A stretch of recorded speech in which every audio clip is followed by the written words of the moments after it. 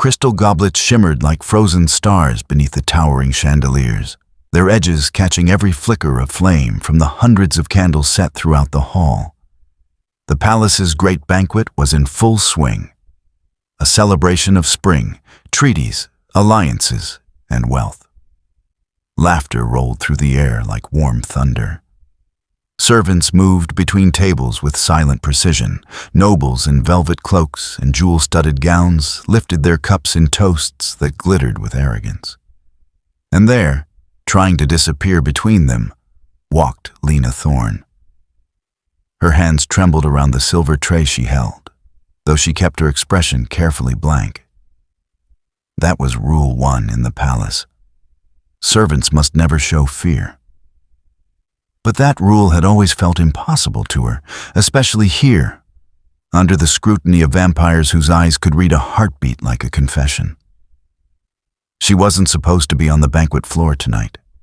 She was low-rank staff, kitchen duty, dish duty, sometimes delivering water to the hallways if other workers were absent.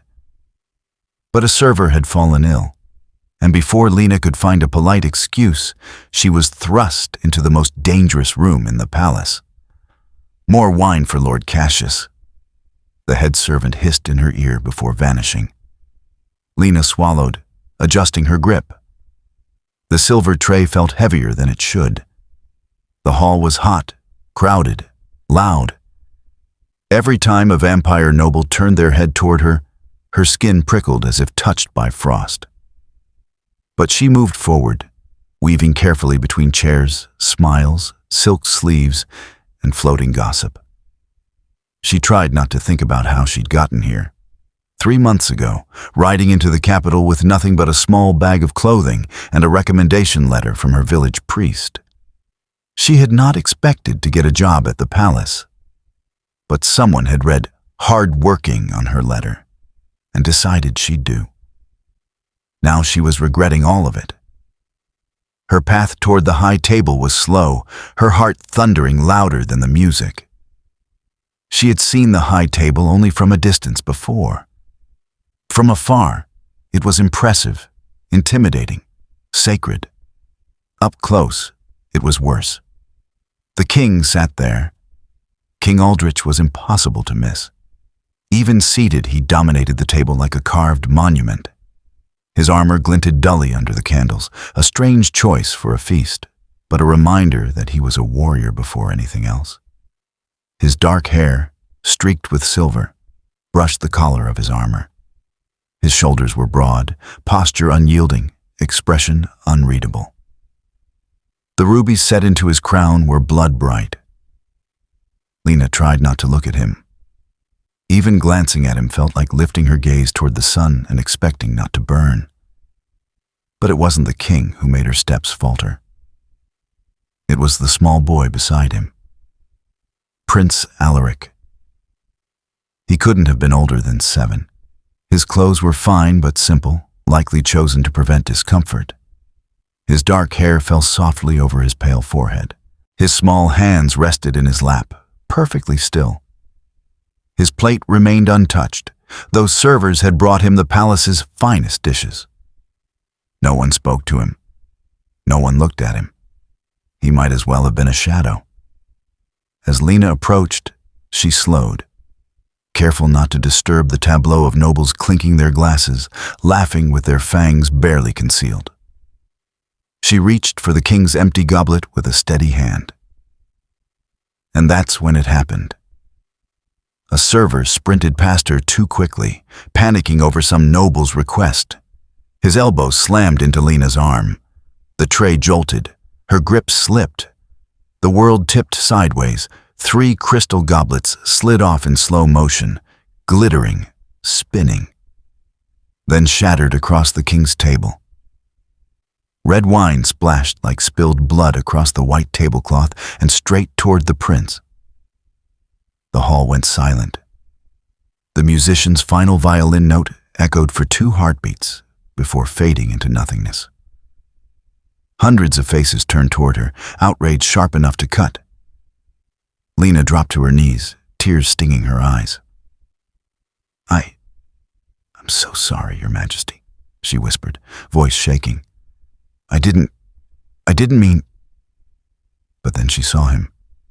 Prince Alaric hadn't moved at all. Wine stained his sleeve. A shard of glass lay inches from his tiny hand. But there was no cry, no flinch, no gasp. The boy sat frozen, small body rigid with a fear so quiet and deep it made her chest ache. And without thinking, Lena's hands moved. Are you okay? She signed it instinctively, quick and gentle, the same way she used to sign to her younger brother before the fever stole him. The boy's head snapped up. His dark eyes widened, huge, startled, alive. Then, to her shock, his small hands lifted. I'm fine. His signing was rapid, trembling with excitement. You know signing? You can sign? Lena blinked, stunned. Before she could respond, the prince's fingers danced again, quick, clumsy, eager. No one signs except teacher. You're new? What's your name? Do you know the sign for dragon? I learned it yesterday. Stop! The king's command struck the room like thunder. Prince Alaric froze mid-sign. The joy vanished from his face instantly, replaced with the same rigid stillness he'd shown before. Only now, it was sharper. Terrified. King Aldrich stood. Lena's breath caught. He rose from his throne like a storm made flesh, towering, shadowed, terrifying. His expression was carved from ice, unreadable but cold enough to still the blood in her veins. He stepped down from the high table, the hall parting around him. You, he said softly, but his voice carried through the entire room. Stand. Lena forced herself upright, legs trembling violently. She kept her eyes down but could feel the burning cold of his stare. Whispers rippled around her. She touched the prince. No, she spoke to him. With her hands, his language, and he responded. Gods, he actually responded. King Aldrich stopped in front of her, closer than she ever imagined she'd stand to him. He smelled faintly of steel and winter air. Where? He said quietly. Did you learn that language? Lena's voice cracked. In my village, Your Majesty. My brother was born deaf. The priest taught us both so he wouldn't grow up alone. The king's expression flickered, something subtle like a shadow crossing behind his eyes. Your brother? He asked. Where is he now? Dead, sire. 5 years ago. For a heartbeat, the king said nothing. Then he turned to his steward. Find this woman's name and station, he ordered. Send her to my study within the hour. And without another word, he returned to his throne. The music resumed. The nobles returned to their laughter, shaken, nervous, pretending nothing extraordinary had happened. But Prince Alaric didn't take his eyes off Lena. He lifted his hands under the table. Small, hidden movements meant only for her. Thank you. The steward's news, Lena expected guards. Chains, a cell, an executioner. That was how palace stories always ended. Instead, the steward arrived an hour later carrying a scroll. He cleared his throat, adjusting his spectacles. You are to report to the East Wing kitchen at dawn, he said. You'll deliver the morning meal to Prince Alaric's courtyard. Lena blinked. I'm not being dismissed. Dismissed? He gave a dry cough that might have been a laugh. Girl, you have been promoted. Then he walked away, leaving her speechless. In the king's study, far across the palace, candlelight flickered inside the king's private study. King Aldrich stood by the tall window, staring at the moonlit gardens, with a look that was neither anger nor calm. Something far more complicated. Behind him, his steward waited, ledger in hand. The girl? Aldrich said quietly. Lena. Yes, sire. What do we know about her? Lena Thorne, 22, from the eastern villages. Her brother was born without speech or hearing. She learned signing to communicate with him. The village priest instructed them both. The king's jaw clenched. He had hired the best tutors money could buy. He had brought scholars from distant kingdoms. None had made the boy smile tonight the way this girl had. She made him. Aldrich hesitated, voice softening with something like bewilderment. Animated. The steward nodded. I have never seen Prince Alaric move his hands so quickly. The king swallowed hard, turning toward the window. My son smiled. Yes, sire. Silence settled. Thick, heavy, full of things he would not say aloud. After a long moment, Aldrich exhaled. Assign her to the prince's wing, he said quietly. No explanation. Yes, your Majesty. And steward. Yes, sire. The king's voice thinned, almost fragile. Make sure she stays. The prince's courtyard, dawn. The first morning in Prince Alaric's courtyard felt unreal. The courtyard itself looked like something from one of the old stories Lena grew up with. Sunlight pushed gently through vines that climbed over pale stone walls. Dew sparkled on the grass like tiny diamonds. Flowers, white, blue, and pale violet, bloomed in clustered corners around a silver fountain shaped like a crescent moon. Lena stepped inside cautiously, carrying a tray of warm bread, sliced fruit, and a small porcelain pot of honey. She'd expected guards at the door, or maybe angry nobles monitoring her after the goblet disaster. But instead, the courtyard door had been unlocked. Empty. Too empty. Her heart tightened, until she heard soft footsteps behind the willow tree. A small head peeked out. Prince Alaric. His hair was slightly mussed from sleep, and his cheeks were pink from running. But the moment he saw her, a bright, almost disbelieving smile lit up his entire face. He hurried toward her so fast, Lena actually flinched, expecting a guard to shout, but none came.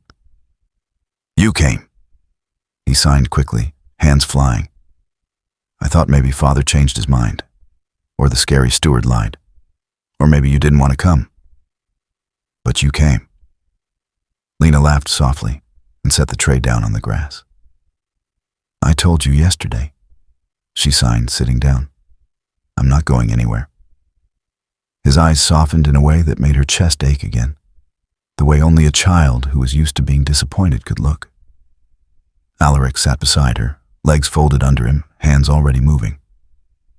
It's my favorite place, he signed, pointing at the willow tree. The leaves hide me when I want to. Disappear. Disappear, Lena signed gently. He nodded. People talk a lot. They don't always say kind things about me. The tree makes it quieter. Lena's jaw tightened. Alaric pulled his knees closer, nervous. Do you think I'm strange? Her heart broke. No, she signed firmly. I think you're wonderful. His face lit up, just a little, but enough. They began breakfast. Alaric didn't touch the bread at first.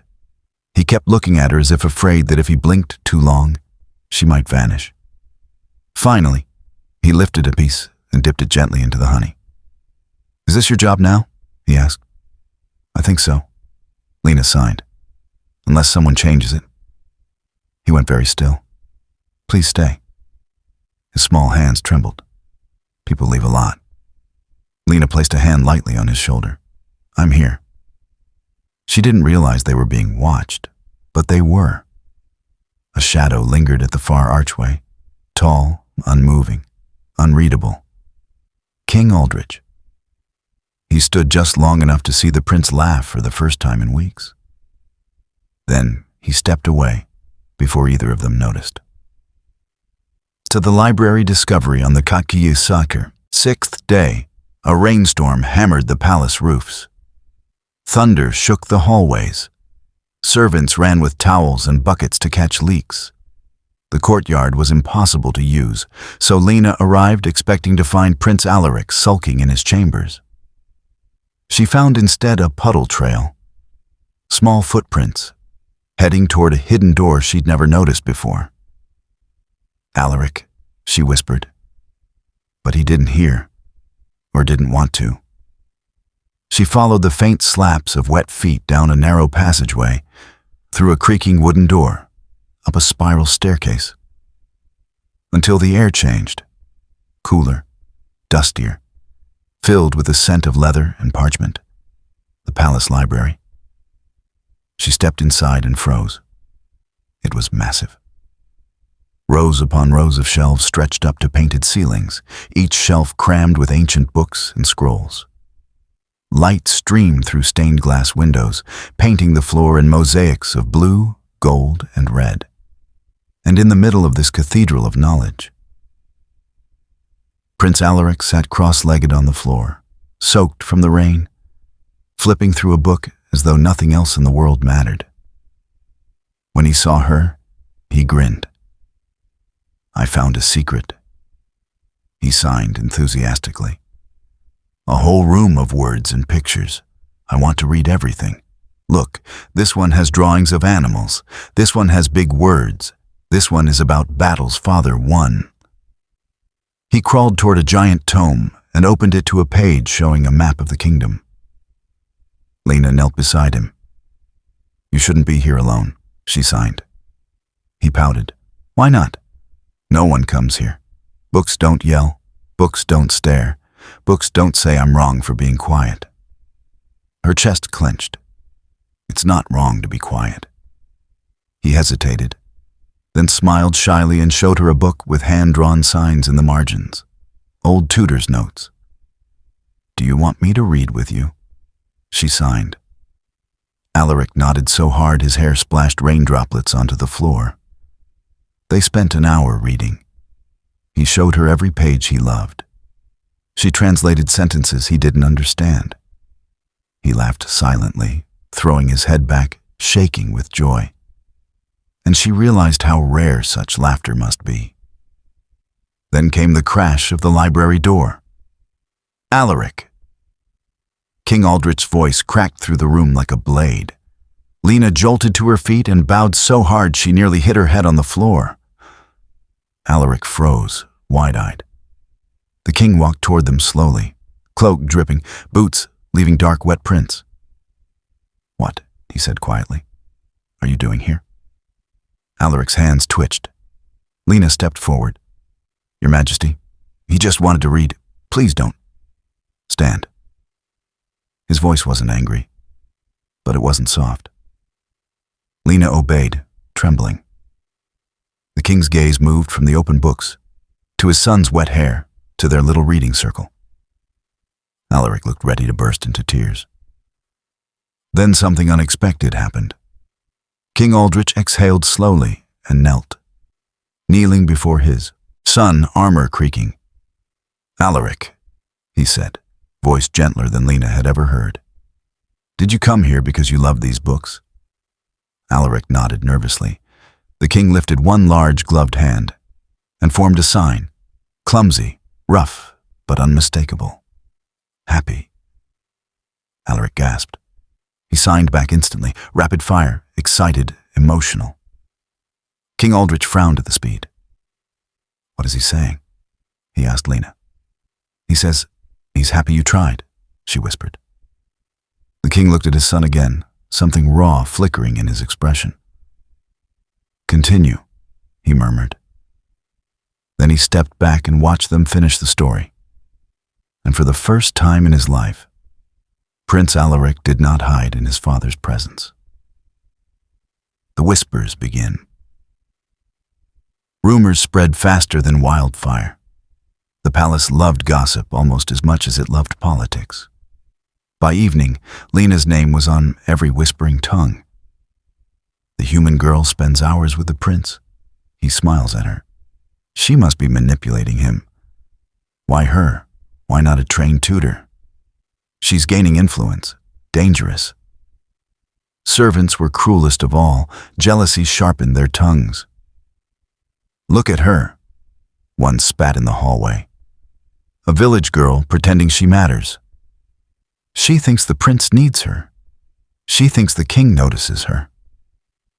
Lena ignored them, mostly, but it got worse when the nobles joined in. Why is the prince with a servant? It's inappropriate. What will foreign ambassadors think? The king must not realize how improper this is. And that was when Lena received the summons. Me the Solar, Lord Valerius. Lord Valerius, the king's advisor, waited for her in the He Solar. He looked ancient and cruelly elegant, wrapped in deep red robes embroidered with silver threads. His eyes were pale, calculating. "You know why you've been called," he said without turning from the window. Lena clasped her hands tightly. "No, my lord." "You do," he insisted. "Your presence near the prince has become excessive." Lena swallowed hard. "Prince Alaric enjoys my company, that is all." Valerius's eyes snapped to her, sharp as knives. "You are a servant. He is the heir to the throne." "I don't forget that." "See that you don't," he said coldly. He walked to a polished table and unrolled a parchment sealed with wax. "A contract," he said. "A transfer to the South Wing. Lighter duties. Better pay. You are to sign it."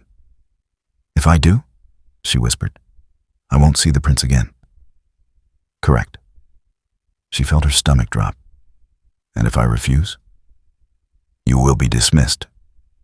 Valerius said simply, "No wage, no reference. Consider this a generous alternative." Lena stared at the contract.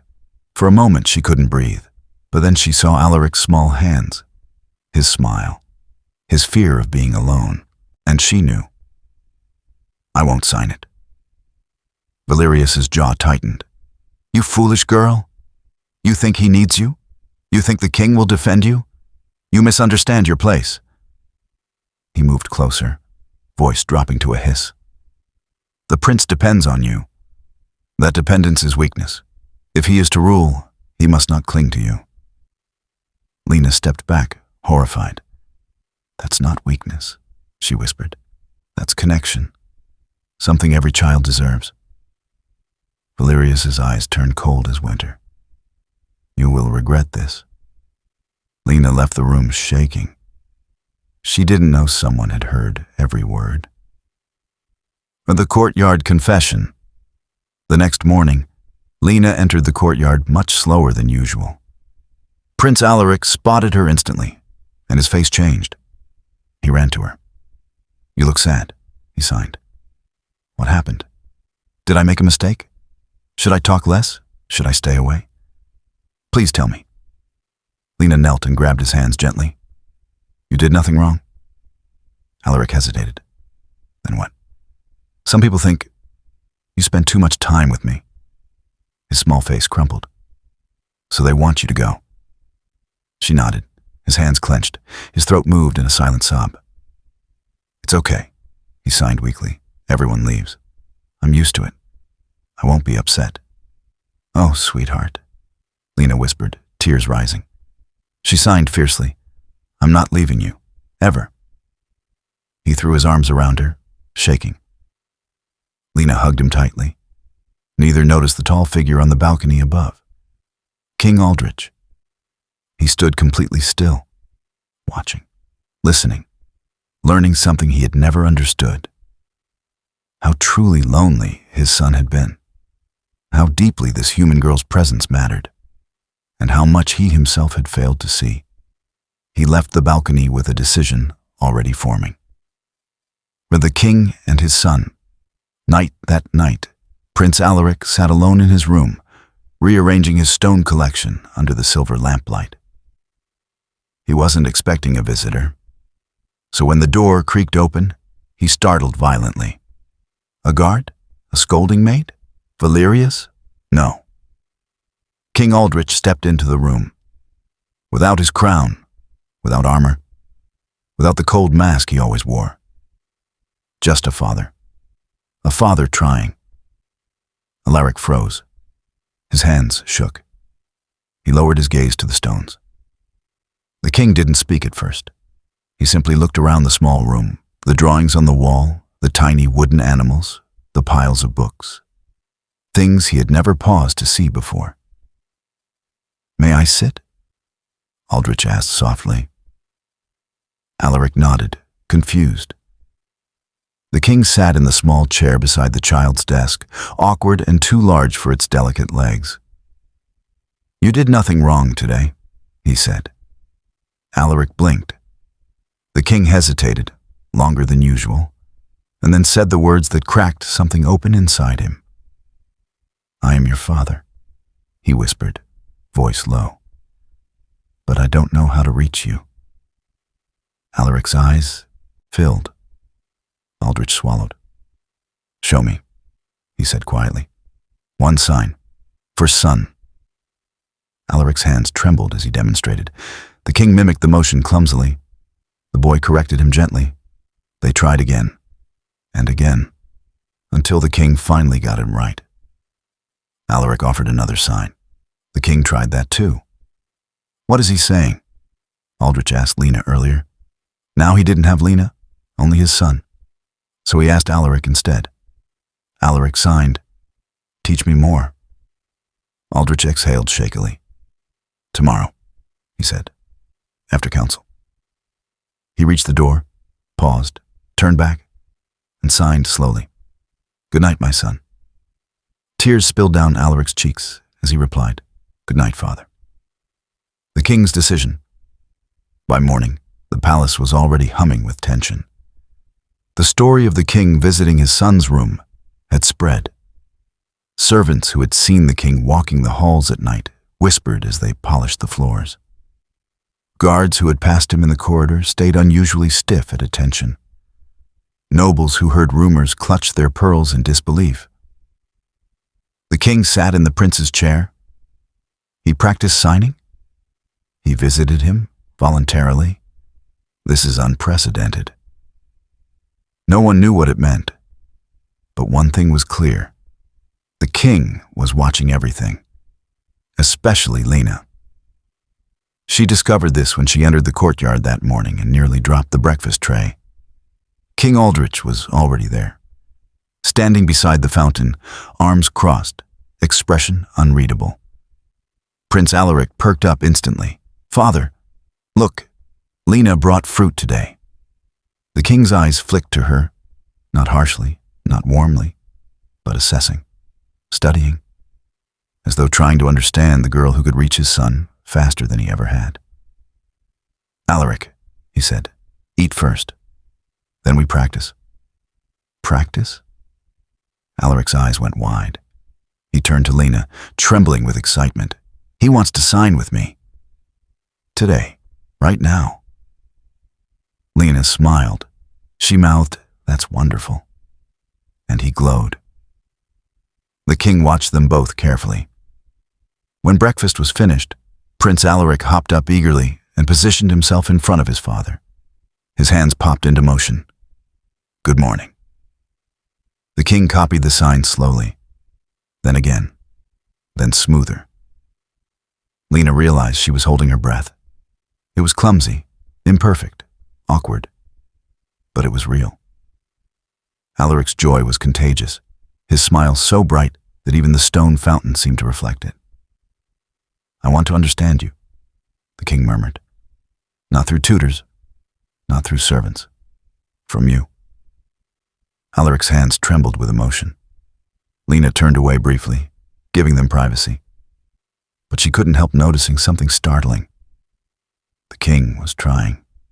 Really trying, not as a ruler, as a father. The council trouble. Of course, nothing involving royalty could stay simple. By noon, Lord Valerius had already summoned an emergency council meeting. He stood at the head of the table, voice sharp and cold. "This situation cannot continue," he declared. Several councilmen murmured in agreement. The king was seen signing in public. Valerius said with disgust, as if discussing a plague. Servants saw, Guards saw. Nobles saw. And the problem? Scoffed a younger councilman at the end of the table. Perception, Valerius snapped. A king who bends to his son's limitations appears weak. The younger man rolled his eyes. Or he appears compassionate. Compassion, Valerius hissed, is a luxury we cannot afford. He slammed a parchment onto the table. And this girl, this servant, has become a problem. The prince is becoming attached. The king is distracted. This cannot continue. What do you propose? Asked Councilman Thorne. Remove her. There was a dark murmur around the room. Quietly, Valerius added. Absolutely not, the younger councilman said. He will notice. Then we hide it behind protocol, Valerius said. We claim she violated palace rules. We send her away before the king becomes too accustomed to her presence. Too late, Thorne muttered. He already watches her. The old advisor's eyes narrowed. Then we will move quickly. A quiet walk that afternoon. Lena and Alaric walked along the palace's inner garden path, a winding trail lined with roses and lavender. Birds chirped in the branches. Sunlight warmed the cobblestones. For once, the palace felt peaceful. Alaric picked a small flower and tucked it behind Lena's ear before she could stop him. She blushed. You didn't have to do that. It looks nice, he signed simply. They walked under an archway of vines. Lena? Yes? Do you think Father likes me more now? Her heart tightened. He always liked you. He just didn't know how to show it. But he's learning. I've seen him try. Alaric smiled so softly it hurt. Then he signed something much quieter, almost afraid of the answer. Do you think he's proud of me? Lena crouched down and touched his shoulder. I think he's more proud than you realize. He absorbed that slowly, as if storing each word inside him. The interrupted moment they were still walking when heavy footsteps approached. Lord Valerius. He stood rigid as a spear, red robes catching the sun like a warning flare.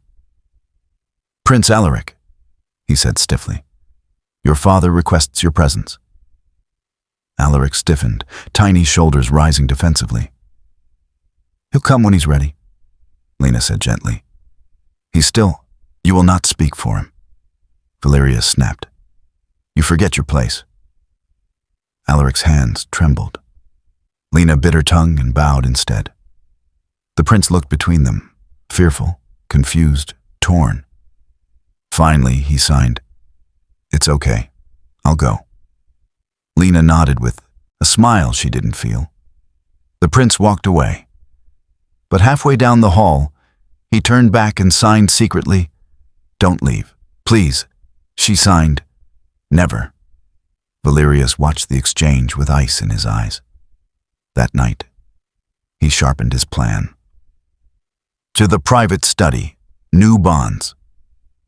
Prince Alaric sat in his father's study that evening, feet dangling off a chair too big for him. The king reviewed reports across his massive oak desk. Quills, ink, maps, and scrolls were scattered everywhere. Alaric sat quietly for a while, kicking his feet lightly.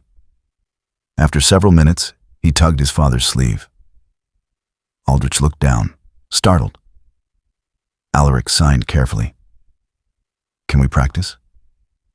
The king blinked, then slowly set down his quill. He pushed the reports aside and moved his chair closer. Alaric lifted his hands. Father, son, strong, proud. The king signed each word slowly. Then he made a mistake. Alaric giggled, silently, but his entire face lit up. Aldrich huffed. You did that on purpose. Alaric nodded with wild pride. The king tried again. This time he got it right. Alaric leaned forward and signed something more complex.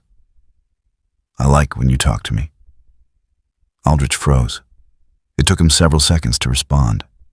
When he did, his hands moved slowly, but beautifully. I like it too. I should have done it sooner. Alaric's breath caught, and then he launched himself forward and hugged his father. The king stiffened like someone unused to affection, but slowly, carefully, he wrapped his arms around his son. For a long moment, neither moved. Then Alaric pulled back and signed, "Read to me?" Aldrich hesitated. "From which book?" Alaric pointed to a storybook about a warrior who tamed a dragon. The king opened it carefully, smoothing the worn page. He began reading aloud, while Alaric followed along in signs. And something changed in that room, something subtle, powerful, permanent. A bond had begun. At the festival preparations, 3 weeks passed, and in those 3 weeks, Lena and Alaric spent nearly every morning together. The king practiced signing every evening. The palace staff whispered constantly, watching every interaction. Then came the annual spring procession, a ceremony where the royal family appeared before the people on the palace balcony. Last year, Prince Alaric had not participated. The council insisted he shouldn't. "He cannot speak," they said. "He will confuse the crowd. He makes the king look weak." But this year, the king summoned the council himself. They gathered in the council chamber, a tall room with stone pillars carved with ancient battles. King Aldrich stood at the head of the table. "My son will join me on the balcony," he announced. A hush fell over the room. Valerius rose slowly, expression tight. "With respect, Your Majesty, the prince's condition may—" "Silence," Aldrich said. Every councilman froze. "My son will be seen," the king said coldly. "He is the heir. He will stand beside me." A long silence. Then Councilman Thorne cleared his throat nervously. "And the girl?" "What girl?" Aldrich asked. "The servant," Valerius said. "The one he communicates with." Aldrich's eyes darkened. "Her name," he said evenly, "is Lena." "And?" Thorne asked carefully. "She will interpret for him." Half the council gasped. Valerius slammed his hand on the table. "This is madness. A human servant standing on the royal balcony. Enough." The king's voice dropped to a dangerous whisper. "Prince Alaric will speak, and the kingdom will hear him, through her." Valerius's face turned purple with fury, but the king's word was final. At the dress. The night before the procession, Lena sat in her small room, staring at the deep blue gown laid on her bed. It was beautiful. Too beautiful. A servant had slipped it into her room earlier with a note. "Wear this tomorrow. A." She didn't need to guess who A was. She brushed her fingers over the fabric, trembling. No servant had ever worn a dress like this. No servant had ever been allowed on the balcony. And certainly no servant had ever been asked to interpret for a prince. As she fastened the last clasp, she caught her reflection in the mirror. She barely recognized herself. Maybe that was the point. On the balcony, a kingdom watches the next morning. Thousands gathered in the palace courtyard, lanterns held high even in daylight. Children perched on parents' shoulders. Women wore flower crowns. Merchants waved flags. Everyone waited. The palace balcony doors opened. Gasps rippled through the crowd. King Aldrich stepped out first, tall, powerful, commanding in his silver-lined ceremonial armor. Then came Prince Alaric, small but standing straight, wearing robes of deep forest green embroidered with silver threads. He held Lena's hand. The crowd murmured. Servants whispered. Nobles stared. But no one moved. Lena stood behind Alaric, heart pounding, ready to interpret. Aldrich stepped forward and spoke first. "My people," he announced, voice echoing. Today I stand not only as your king, but as a father." He placed his hand on his son's shoulder. "This is Prince Alaric." The crowd roared in welcome. Alaric lifted his hands. Lena translated, voice steady. "My people, thank you for coming." He continued, "I know I'm different. I don't speak with my voice. But I listen, I learn, I care." Lena translated each sign clearly, tears stinging her eyes. "My father taught me that strength comes in many forms. And my friend taught me that different does not mean less." A hush fell across the courtyard. Then, from the crowd, a small child lifted her hands and signed hello. Another child joined, then another, and another, and another. Hundreds of hands lifted toward the balcony, some clumsy, some perfect, some shaking, all sincere. Alaric's mouth dropped open in wonder. Aldrich watched his son, pride softening his features. Then he too lifted his hands and signed, "Proud of you." The crowd erupted. The procession became a moment history would never forget. After the procession, a kingdom changed. The courtyard buzzed long after the royal family retreated from the balcony. Even once the lanterns dimmed and the crowd dispersed, the palace still hummed with something new. Hope. No one knew what tomorrow would bring. But one thing was clear. The kingdom had seen its silent prince and embraced him. In the palace corridors, servants were already copying the simple signs Alaric had used. Guards practiced with stiff fingers, laughing at themselves, but trying again. Children chased each other through the courtyard, signing hello and friend with clumsy joy. It spread like wildfire, a language carried by hands, learned by hearts. And Lena stood at the center of it all, overwhelmed. She didn't even notice Prince Alaric tugging her sleeve until he signed. "Did you see them? They understood me. All of them." "I saw," she whispered, throat tight. "You were wonderful." Alaric glowed, bouncing on his toes. "Your father was proud," she added, watching the boy's face carefully. Alaric stopped bouncing. He looked up at her. "Do you think he really meant it?" She knelt and cupped his cheek. "I think he meant every word." The balcony after sunset.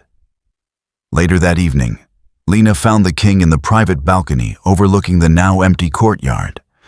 The last lanterns flickered as they drifted into the night sky, casting soft light across his silhouetted figure. He didn't turn when she approached. He didn't need to. He knew it was her. "Thank you," he said quietly, voice deep in the cool air. Lena kept her hands respectfully clasped. "I only helped a child speak," she replied. "No," he said, turning now. "You helped a kingdom learn to listen." Their eyes met, and Lena saw something she'd never seen in him before. Not authority, not fear, not calculation. Humanity. He gestured toward the empty courtyard below. "Do you know what I saw today?" he asked. She shook her head. "A child who believed he was broken," the king said softly. "Realize he was never broken at all." Lena swallowed hard, unsure what to say. "You gave him that," he continued. "The confidence, the connection, the language. You gave my son back to me." Her eyes stung with tears she didn't want him to see. "I didn't do anything remarkable," she whispered. "You did the most remarkable thing anyone has done in years," he said. "You saw him." He stepped closer, not threatening, not intimidating, simply present. And I will never forget that. Alaric's room, a different kind of bedtime. Later that night, Lena walked with Prince Alaric back to his chambers.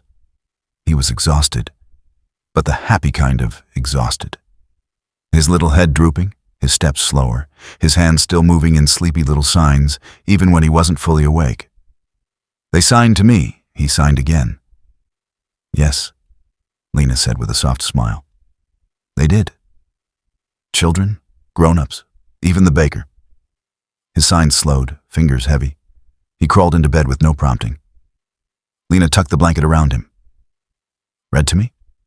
He signed. I can, she said softly. But I think someone else wants to try. Alaric blinked. The door opened. King Aldrich stepped inside. His presence filled the room, but not in the intimidating way it once had. Tonight, he looked almost gentle. May I? He asked Lena quietly. She stepped aside. Aldrich sat on the edge of the bed. He held a storybook. Alaric's eyes shone. The king began slowly, carefully, turning pages, reading aloud while signing the simple phrases he had practiced. His signs weren't perfect. They didn't need to be. Alaric understood everything, and with every page the boy's eyelids drooped further, until finally he drifted to sleep, hands falling still on the blanket. Aldrich stayed for a long moment, brushing his son's hair back. Then he rose, nodding to Lena, and they both left quietly. At the council's last stand. The next morning, panic reigned in the council chamber. The people are signing in the streets. Merchants are teaching customers. Children are practicing in the fields. This is chaos. Lord Valerius slammed his cane against the marble. This cannot continue, he snarled. We must act before the king. The chamber doors opened. King Aldrich stepped inside. Silence fell. He didn't sit. He didn't smile. He didn't greet them. He simply held up a parchment. This, he said, is a royal decree. Valerius paled. Aldrich read aloud. Effective immediately. The palace shall establish official training in sign communication for all staff, guards, council members, tutors, and royal attendants. Murmurs erupted. Shock, outrage, disbelief. Valerius rose, shaking with anger. Your Majesty, this is highly irregular. Aldrich slammed his hand down. And your inability to understand my son is unacceptable. Valerius staggered back as if struck. The king continued. Furthermore, Lena Thorne is appointed as the prince's official interpreter and companion. Gasps filled the chamber. A servant? Someone whispered. A human? Hissed another. She saved my son from isolation, Aldrich said coldly. Tell me which of you has done more. No one could answer. Valerius glared at Lena's name on the decree like a man, preparing for war. Aldrich's eyes hardened. Your resistance ends today. And with that, the council's last power over the prince shattered like the spilled crystal goblets from that fateful night. Lena's new role. When Lena received her new appointment document, she stared at it for a long time. Official interpreter and companion to His Royal Highness Prince Alaric East Wing Quarters, privileged access. Library, classroom, gardens, training halls, royal balcony. She reread it 6 times. Marie shrieked and threw her arms around her. You're practically royalty. I'm really not. Lena laughed breathlessly. I'm just me. But deep down, she felt something shift. A sense of belonging she had never felt anywhere. That afternoon, she walked into the prince's courtyard, holding 2 things. A new lesson book the tutors had prepared, and a sense of purpose she'd never known before. Alaric ran straight into her arms. You stayed. His hands shook. You really stayed. I told you, she said, hugging him. Friends don't leave. A king who learns. Over the next months, the palace transformed. Not because of war, not because of politics, not because of treaties, because of a silent child. Alaric taught his father signs every evening. Lena taught them both during the day. The king practiced during council breaks, during meals, even while reading reports. Again, Aldrich would tell Lena, "Show me again." His hands grew smoother, his expressions clearer, his confidence stronger. And something else happened too. He began smiling more. Not much, not broadly, but enough for Lena to notice, enough for Alaric to beam with pride every time. 6 months later, a new tradition. The royal library looked completely different now. Where once dust gathered on forgotten tomes, now children lined the long tables, chatting silently with their hands. Young vampires practiced signs with human villagers. Mothers learned basic words to communicate with their children. Guards helped toddlers with clumsy gestures. Merchants stood in corners teaching each other phrases. This wasn't a class. It was a community. At the center of the room stood Prince Alaric, now 8, proudly demonstrating signs with the confidence of someone who had finally found his voice. Lena stood beside him, guiding, supporting, translating when needed. And in the back of the room, quietly watching, sat King Aldrich. He wasn't judging, he wasn't analyzing, he was learning. When Alaric finished demonstrating, the crowd applauded. Silent applause, palms waving in the air like fluttering wings. The boy glowed. He turned to his father and signed, "You came." Aldrich signed back, always. A moment between 3 hearts. That evening, after the final lantern of the day floated into the sky, the 3 of them sat in the private balcony again. Alaric leaned against Lena, tired but peaceful. Aldrich watched them both, arms crossed loosely, not in authority, but in comfort. "He's happier," Lena said softly. "He's alive?" Aldrich replied. "Truly alive in a way I haven't seen since—" He didn't finish. He didn't need to. Lena rested her hand on Alaric's small fingers. "He was never broken," she murmured. "I know," Aldrich said quietly. "I just needed someone to show me." He turned to her then, not as a king, not as a ruler, not as a figure carved from stone, but as a man grateful beyond words. "Lena," he said, voice low, "you changed everything." She shook her head. "No, he changed everything. I only helped him speak." Aldrich smiled slightly. "That," he said, "was enough to change a kingdom." Alaric lifted his sleepy hands, signing one word with slow, gentle motions. "Family." Lena froze. Aldrich stilled. The boy repeated it, touching his chest, then reaching toward them both. "Family." Lena's eyes filled. Aldrich swallowed hard. The king placed one large hand on his son's back, then extended the other to Lena. She hesitated, then took it. Their hands linked over the boy who had brought them together. And under the drifting lantern light, surrounded by the soft glow of the stars, the 3 of them sat, silent, warm, connected. A king learning to listen, a child learning he deserved to be heard, and a girl who had asked one simple question that changed everything. "Are you okay?" The answer had become a kingdom's transformation. "Yes, now I am."